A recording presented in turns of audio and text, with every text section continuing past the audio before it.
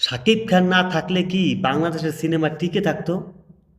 চলুন একটু পিছনে ফিরে দেখি।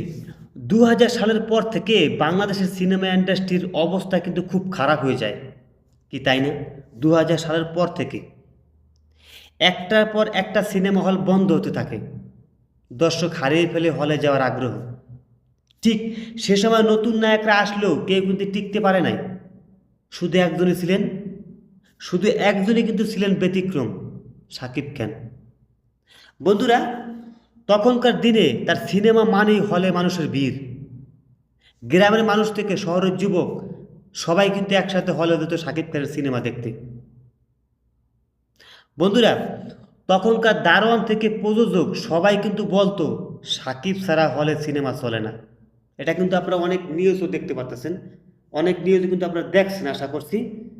তখন কিন্তু প্রযোজক আসলো, তারপরে যে হলের দারোয়ানগুলি ছিল, তারা কিন্তু এইসব কথাই বলতো যে সাকিব ছাড়া হলে সিনেমা চলে না। বন্ধুরা, অনেকে বলে ওটিটি প্ল্যাটফর্ম আসায় নাকি এখন ইন্ডাস্ট্রি বেঁচে আছে, কিন্তু সেই ওটিটির পথ কাকে কাকে দেখে তৈরি হলো? সেই ওটিটির পথ কাকে দেখে তৈরি হলো? শাকিব খানের সাফল্য আর স্টারডম দেখে। তার সিনেমা থেকে রেফারেন্স দিয়ে আজ অনেক গল্প তৈরি হচ্ছে, তাই না? তার সিনেমা থেকে রেফারেন্স নিয়ে আজ অনেক গল্প তৈরি হচ্ছে, সমালোচনাও হয়, এটা স্বাভাবিক। কিন্তু কেউ যদি বলে শাকিব খান ইন্ডাস্ট্রিকে কিছুই দেয়নি, তাহলে সেটা হবে ইতিহাস না জানার ফল। সেটা হবে ইতিহাস না জানার ফল।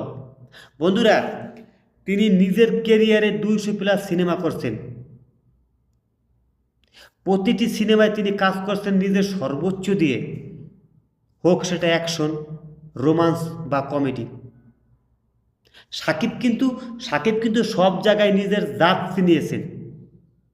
তিনি কিন্তু সব জায়গায় নিজের যে একটা জাত, সেটা কিন্তু চিনিয়েছেন। আজকের দিনে অনেক নায়ক এসেছে, নতুন গল্প এসেছে, কিন্তু শাকিব খানের মতো দীর্ঘ সময় ইন্ডাস্ট্রিকে ধরে রাখার মতো ধরে রাখা কেউ পারে নাই। তিনি শুধু তারকা না, এক হাতে সিনেমাকে ধরে রেখেছিলেন তিনি। বন্ধুরা, তাই প্রশ্ন করি, সাকিব না থাকলে কি আজ আজ আপনি আপনি আমি সিনেমা নিয়ে কথা বলতাম?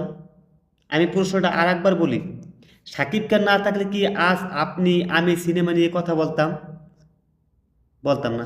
যারা তাকে নিয়ে ভুয়া যারা তাকে নিয়ে ভুয়া খবর ছড়ায়, ব্যঙ্গ করে, তাদের উচিত একবার ইতিহাসটা ভালোভাবে পড়ে দেখা। শাকিব খান আমাদের সিনেমার ইতিহাসের এক অনন্য নাম, এবং সেই নাম মুছে ফেলা কোনোদিনও যাবে না। সবাই ভালো থাকবেন, ভিডিওতে লাইক করে দেবেন। যারা আমার এই চ্যানেলটা এখন সাবস্ক্রাইব করেন, সাবস্ক্রাইব করে পাশেই থাকবেন। আজ এ পর্যন্তই, বাই বাই।